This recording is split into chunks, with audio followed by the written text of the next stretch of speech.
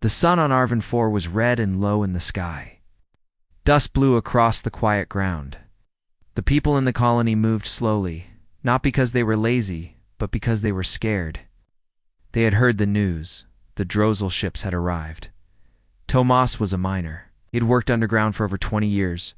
His hands were rough, and his back was tired. He never thought he would fight a war. Never thought war would come to Arvin 4. But now war had arrived. The Drozel were not like other aliens. They didn't come to talk. They didn't come to trade. They came to take. And when they took, they left nothing behind. No cities, no people. Only dust and bones. Tomas stood on top of the old mining tower and looked up. The sky was changing. More ships appeared each hour dark. Sharp ships that floated like shadows. One ship was bigger than the others. It looked like a mountain hanging in the air. People said it was the Drozel mothership. If that ship started firing, nothing on the planet would survive. Below the tower, the colony was silent. No laughter, no children playing. Even the machines had stopped working. The people had gathered in the center of town. Old women sat with, shaking hands. Mothers held their children close. The men stood in groups whispering. No one had any weapons. They were farmers, builders, teachers, not soldiers. Tomas climbed down and walked through the crowd. He saw his daughter, Lonnie. She was only 12. Her eyes were wide. She held a small bag just closed and a picture of her mother who died last year. Tomas knelt beside her and tried to smile. "We'll be okay," he said softly. "Are you sure?" she asked. He looked up at the sky again. He wasn't sure. Not at all. A voice came from the speakers near the old government building. It was Counselor Hera, the colony's leader. "People of Arvan 4, she said. "We sent a distress call to Earth 3 days ago. We have received no reply. The Drozel have given us 24 hours to surrender. If we do not..." What? The people gasped. Some cried. Some just looked down. "We will not give up," Hera continued. "But we must prepare. Take shelter. Hide the children. Pray." Tomas walked back to his house with Lonnie. It was small, just 2 rooms, made from stone and metal scraps. Locked the door and pulled the curtains shut. Then he opened a box. Under the bed inside was an old radio. How many people used radios anymore? But this one was special. It could send signals across deep space if the power cell still worked. He turned it on. The lights flickered. He pressed the button and spoke. "This is Tomas of Arvon 4, he said. "We are under attack. We are not soldiers. We are just people. Please, if anyone hears this, help us." He paused. There was only static. Then he repeated the message. Again and again. Night came. The red sun dropped below the hills. The stars were hidden. The Drozel ships glowed above like burning eyes. Tomas sat by the radio. Lonnie was asleep on the floor, curled in a blanket, then something. HAPPENEDA click. A small light flashed on the radio. A voice came through. Message received. It said. Tomas blinked. He turned the volume up. "Repeat," he said. "Who are you?" The voice replied. "We hear you. Hold the line." That was all. Tomas sat in silence. What did it mean? Who had hurt him? Was it Earth or someone else? He didn't know. But it was the first time in days he felt something new. Hope the next morning the sky turned orange.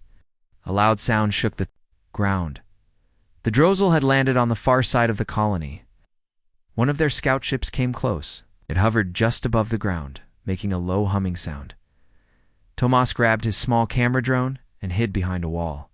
He sent the drone forward, controlling it with his wristband. The drone flew silently and recorded the scene. The Drozel soldiers walked down the ramp. They were tall, over 7 feet.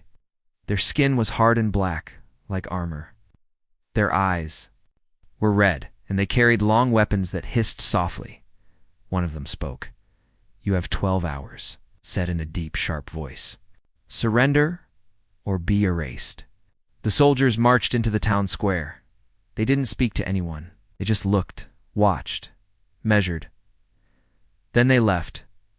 Tomas uploaded the drone footage to his radio. He added a short message. They gave us 12 hours. Please, hurry. Again, he waited. No reply. Hours passed. Lonnie helped him pack a small bag. They had no weapons, but Tomas found a cutting tool from the mine. It wasn't much, but it was sharp. They went to the shelter beneath the old school. Many families were already there. Some cried, some prayed, others sat in silence. At the edge of the colony, a group of young people, barely 8 and gathered. They had found old mining suits and steel rods.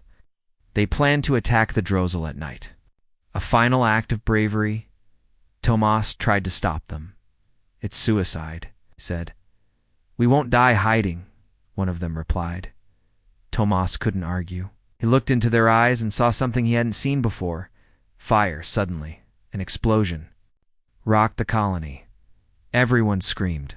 People ran from the shelter. The sky was on fire. One of the Drozel ships had fired into the hills, nearby just a warning shot. Tomas grabbed Lonnie's hand and pulled her close. Stay with me, he said. The Drozel mothership moved slowly above them. It blocked out the sun. A beam of light came down from it. The ground began to shake. It was preparing the final attack. Tomas opened his radio. Static. No voice. Please, he whispered. Where are you? He looked at Lonnie. Her eyes were full of tears, but she didn't scream. I'm proud of you, he said. Just then something changed. The sky turned blue. A strange light brighter than the sun flashed. In the distance, everyone stopped moving. Tomas looked up. The Drozel mothership paused, its weapons pulled back. Then, thunderous sound filled the air. Boom. It wasn't the Drozel. It was something else. A new shape appeared in the sky. It was massive, smooth, and silver. It moved like it had no... Wait, another one followed, and another 8 in total, each one bigger than any ship the colony had ever seen. Earth ships, Titan class. Warships. The people fell to their knees. A voice echoed across every speaker, every device, every screen. This is Earth's first fleet, the voice said. Hey, you are not alone. Tomas couldn't speak. Lonnie grabbed his hand. The Drozel ships began to turn. Some fired toward the sky. The Earth ships didn't move. They waited. Then one ship named Liberty opened fire. A beam of blue light shot from its front. It cut through a Drozel cruiser like it was paper. The fight had begun, and hope had returned to Arvon 4. The people of Arvon 4 stood frozen. The sky above them had changed. It no longer held only fear. Now it held light, power, and something even stronger, hope. Tomas couldn't believe what he was seeing.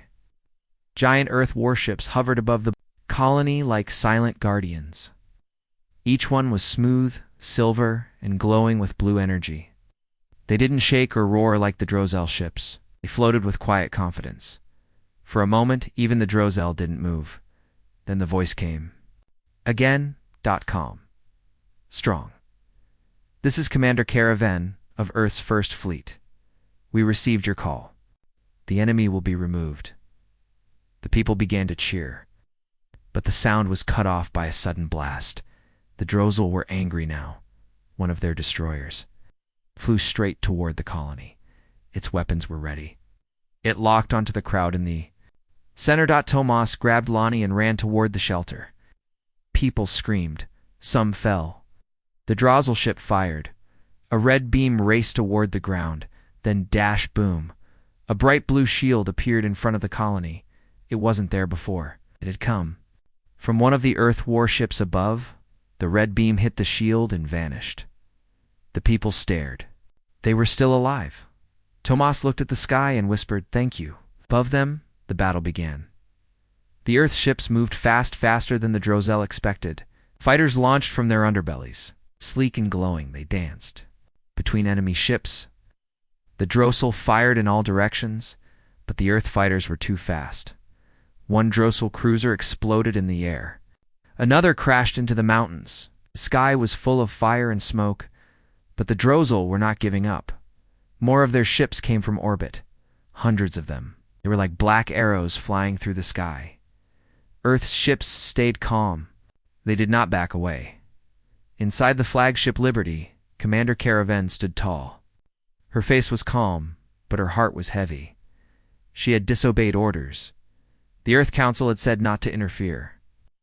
Arvin 4 was not strategic, too small, already lost. But Kara didn't care. Her mother was born on Arvin 4, and when she heard Tomas's voice on the old radio signal, she knew what she had to do. She sent the first fleet without permission. Now, she watched the battle unfold from the command deck, enemy reinforcements approaching from Vector 7. Said her officer. "Hold the line," Kara replied.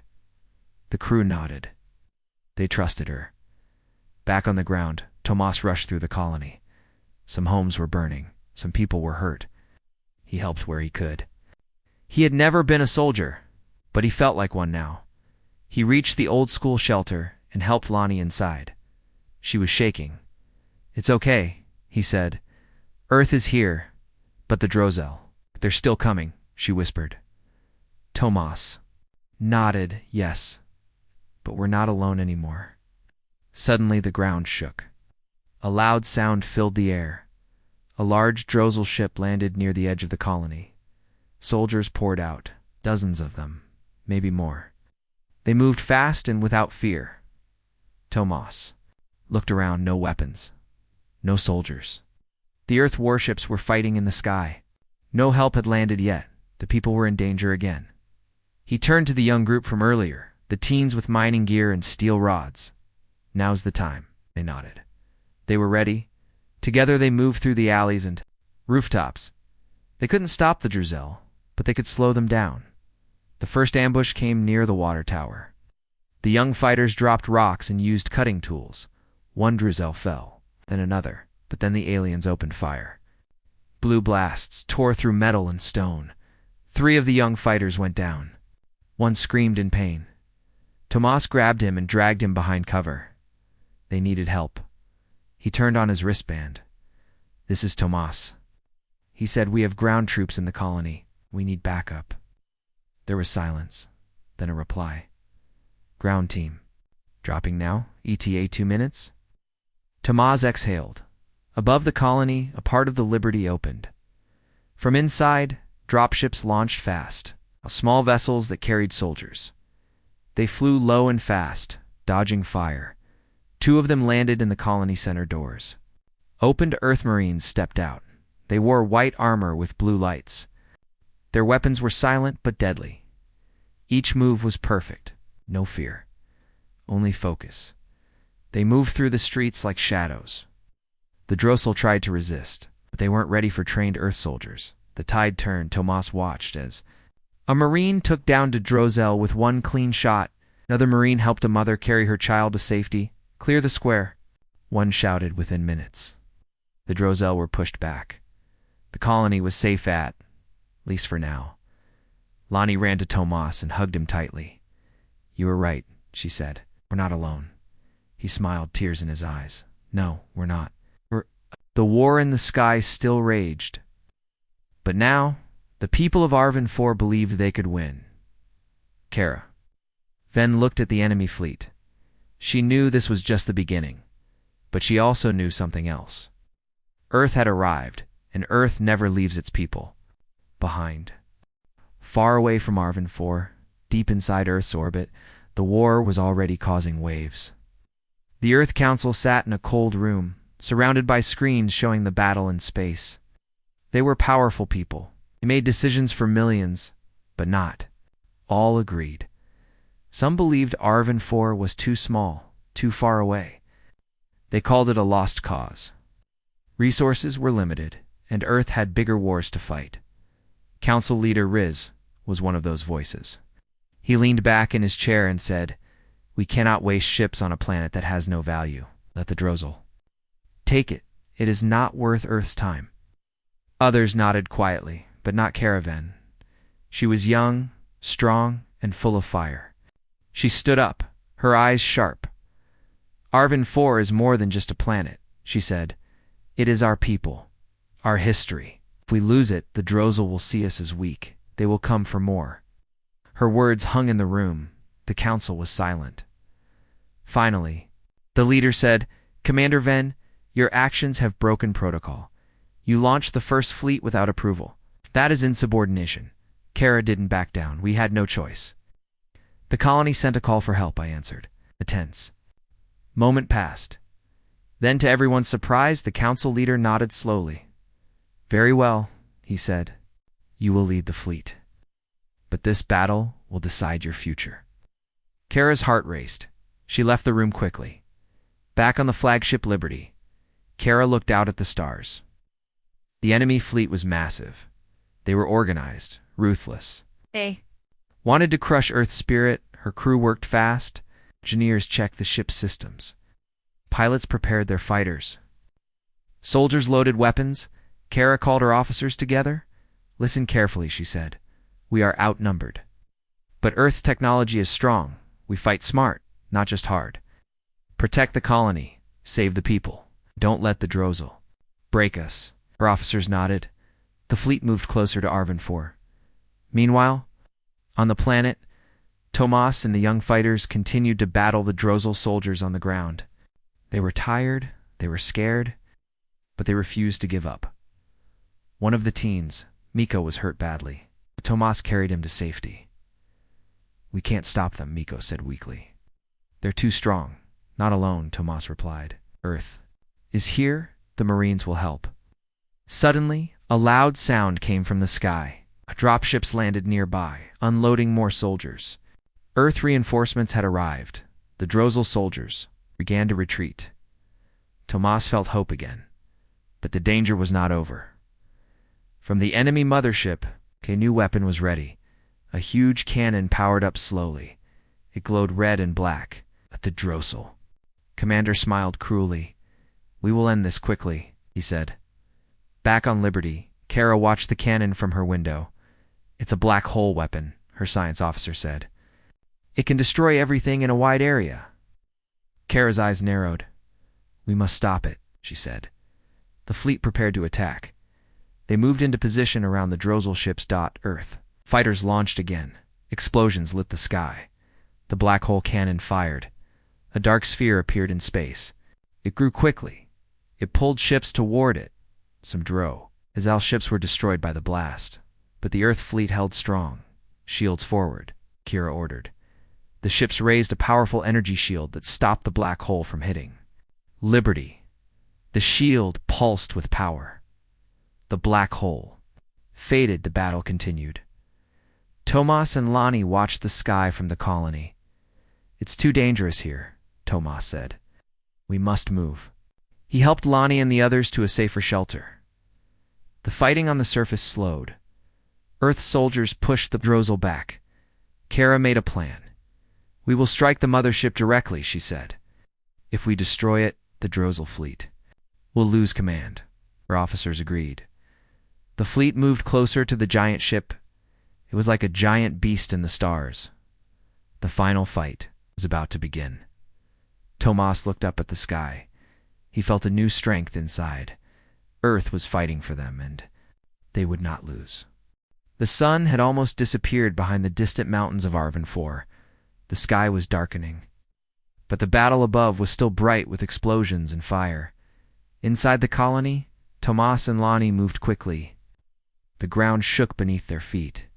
The Drozel were angry and desperate. They wanted to end this fight before Earth's help grew stronger. Tomas looked around. Some buildings were burned. The air was thick with smoke. People were tired but still standing. They had hope now. The young fighters gathered near the water tower. They cleaned their small weapons and waited. They knew the next attack would be worse. Suddenly, a loud roar came from the sky. The Drozel mothership had moved closer. It was huge, like a dark mountain blocking the stars. A bright red beam appeared from its main cannon. It aimed straight. At the colony, the people ran for shelter. Tomas held Lonnie tight. "Stay down," he whispered. The cannon fired. A long, powerful beam of energy shot toward the ground. The earth trembled. Dust and rocks flew in the air. Then a blue shield appeared. It came from one of Earth's warships. The shield stopped the beam. The red energy hit the shield and broke apart. The people watched in silence. The Drossel commander snarled. His face was cold and cruel. "They have power we did not expect," he said, inside the flagship Liberty. Caravan stared at the screen showing the cannon. "This weapon could destroy the entire colony if it hits," she said. Her officers worked fast. The shield could only hold for a short time. "We must destroy that cannon," Kara ordered. The fleet changed course. Earth fighters rushed toward the mothership. They dodged enemy fire. Explosions shook the air. The fight was fierce. Tomas watched. The sky. He saw blue lights flash, heard the sound of ships moving fast. Suddenly, a huge explosion shook the mothership. Part of it caught fire. The Drossel soldiers were confused. The Earth fleet pushed forward, on the ground. Tomas helped a wounded fighter. Miko was hurt but alive. "We're holding," Tomas said. "But not for long." Lonnie looked up. "Will Earth save us?" Tomas smiled. "They already are." Back on Liberty, Kara made a bold decision. "We will send the best pilot on a secret mission," she said. "He will get inside the mothership and destroy the cannon from the inside." Officers nodded. The pilot, Jex, was ready. He was young but brave. He knew the risks. Jex took off in a small fighter. He flew close to the giant ship. Enemy fighters tried to stop him, dodged and weaved. Using every skill he had, he found a small entrance and old cargo door. Jex slipped inside. The mothership was dark and cold. He moved silently, avoiding guards. His heart beat fast. He reached the cannon's control room with his tools. He set explosives on the weapon. Suddenly, a Drossel guard appeared. Jex fought quickly. It was fast and strong. The guard fell. Jex finished setting the charges. He ran back to his fighter. The mothership. The explosives exploded. The cannon was destroyed. The sky lit up with fire. The Drossel lost their strongest weapon. The Earth fleet cheered. On the ground, Tomas and the people felt relief. But the battle was not over. The Drossel would fight to the last. Kara watched the sky and said, "This is just the beginning." The sky above Arvin 4 was alive with fire and noise. The battle between Earth's fleet and the Drossel had reached a new level. Explosions lit the stars. Ships moved like lightning bolts, fast and deadly. The people on the ground watched in awe and fear. Tomas stood with Lonnie near the center of the colony. The fighting had pushed the enemy back for now. But everyone knew this was only a pause. Then a deep rumble shook the ground. From the distance, a new sound grew louder. It was not like the usual hum of ships. It was bigger, stronger. The clouds began to part. A huge shape moved through the sky, the biggest Earth warship yet. It was the Titan-class battleship. The ship was over 5 kilometers long. With a silver-blue light, it moved slowly but with power. Like a giant protector coming home. People fell to their knees. Tomas grabbed Lonnie and held her tight. The voice of Commander Kara Van echoed across every screen and speaker. "This is the Liberty. Flagship of Earth's first fleet. Titan-class battleships have arrived. We will end this fight today." The Drossel fleet saw the new ship and hesitated.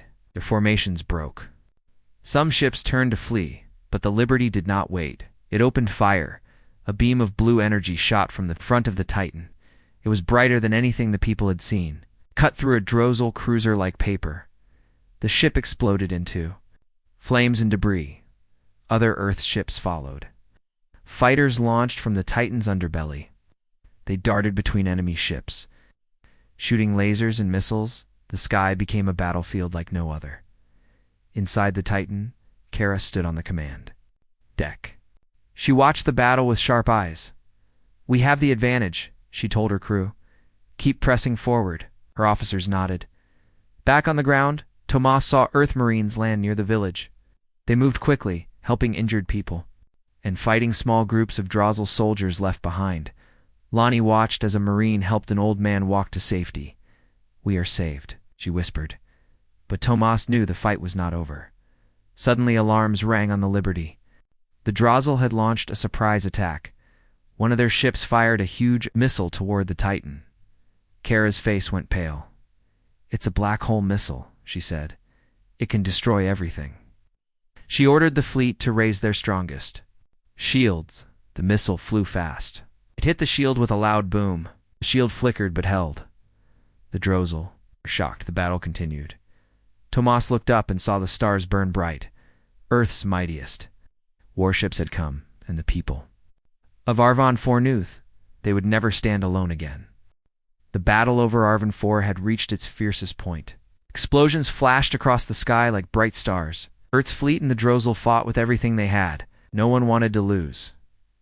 Inside the flagship Liberty, Commander Kara Ven stood calm but focused. Her eyes watched the enemy ships carefully. The Drozzle were dangerous. They had new weapons and tactics no one had seen before. Suddenly an alarm sounded. "Commander," a young officer shouted. "Ow!" The Drozzle. "Mothership is locking weapons on us." Kara looked up. On the main screen, the giant Drozzle mothership aimed its main cannon directly at Liberty. The cannon glowed red and black. It was the same dangerous weapon they had thought was destroyed. "We need shields now," Kara ordered, raising shields. The crew responded. A bright energy shield formed around Liberty. It shimmered blue and white. The cannon fired. A dark beam shot toward Liberty. The beam twisted and turned, pulling space around it like a black hole. The shield shook.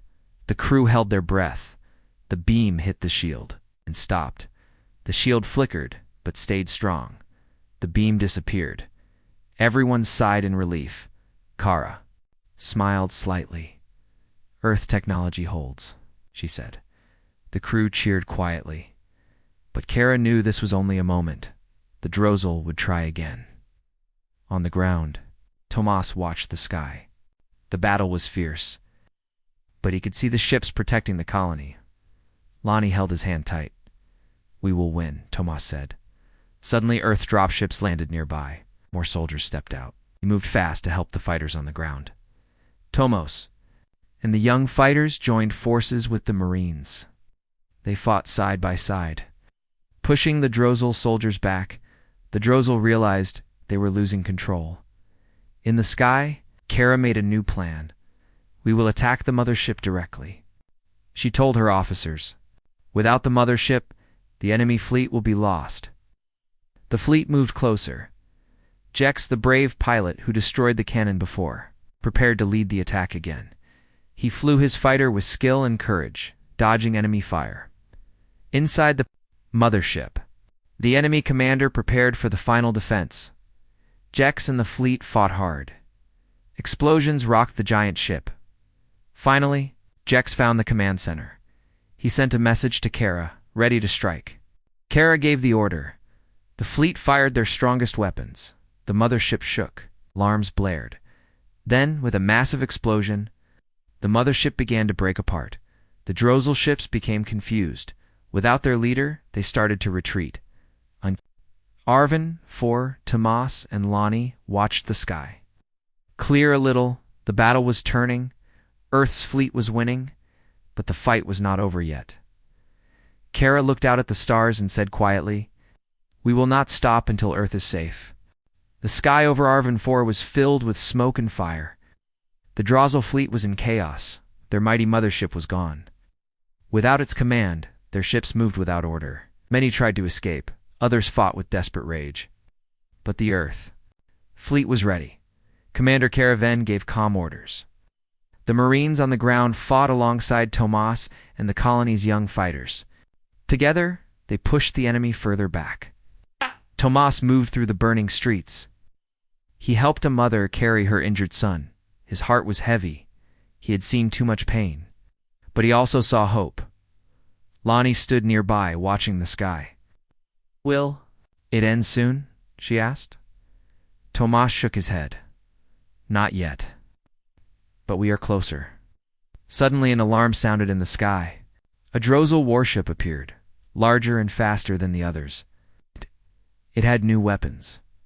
It charged toward the Liberty, Earth's flagship. Kara's eyes narrowed. All hands, prepare for battle. The new Drozzle ship fired powerful beams. Earth's ships moved quickly, dodging and returning fire. The sky exploded with light and sound. On the ground, the young fighters took cover. Tomas shouted, "Keep moving, don't give up." The fight was brutal. Then something unexpected happened. A loud roar came from deep space. A second fleet arrived.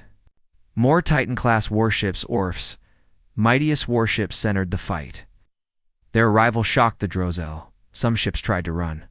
Others stopped fighting. Kara's voice rang out strong. "This is Earth's reinforcements. We will finish this battle." The new ships opened fire. Massive beams tore through the enemy fleet. The Drozel lost more ships every minute. On the ground, Tomas and Lonnie saw the sky change. The enemy was breaking. The colony began to cheer, but Tomas knew better than to celebrate too soon. He looked at Lonnie and said, "Stay strong. We must finish this fight." The battle raged on. Kara ordered the final strike. Push forward, no mercy. Earth's fleet advanced. The Drozel fled or surrendered. For the first time in years, the people of Arvin 4 saw hope for peace. As the battle ended, Kara landed on the planet. She stepped out of her ship and looked at the people. Tomas approached her. "You saved us," he said. Kara smiled. "We never forget our own."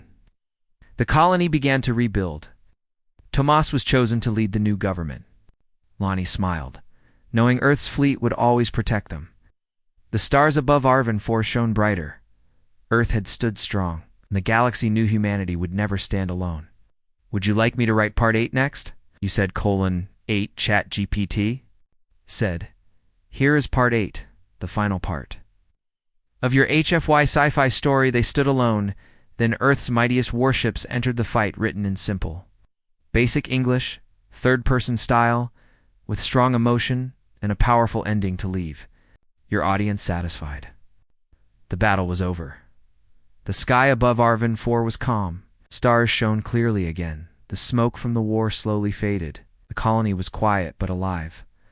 Tomas walked through the streets. He saw people cleaning, rebuilding, and planting new crops. The scars of war were everywhere, but hope was stronger. Lonnie ran to him, holding a small Earth's flag. "Look," she said with a smile. Tomas smiled back. "We are not alone anymore." Far above, the Earth fleet stayed in orbit. The mighty Titan-class warships floated like guardians. Commander Caravan stood on the Liberty's bridge, watching the planet below. She spoke softly into her radio. "Arvin 4 is safe. The fight was hard, but Earth never leaves its own." Back on the ground, Tomas met Kara near the new government building. People gathered around them, cheering. "You brought hope when we had none," Tomas said. Kara looked at the crowd and then at Tomas. "We are one people. Earth and all its colonies." Lonnie stepped forward. "Will Earth protect us always?" Kara smiled. "Yes, no matter where you are, Earth will stand with you." The council announced plans to rebuild Arvin for stronger than before. New schools, hospitals, and defenses would rise. More ships would come to protect the colony. As the sun rose the next day, Tomas felt a new strength inside. He was proud. Proud of his people. Proud of Earth. He looked to the sky and whispered, "We never forgot you, and you never forgot us." The galaxy was watching. Humanity had shown its true power, not just in ships and weapons, but in heart and courage. They had stood alone. But they would never be alone again.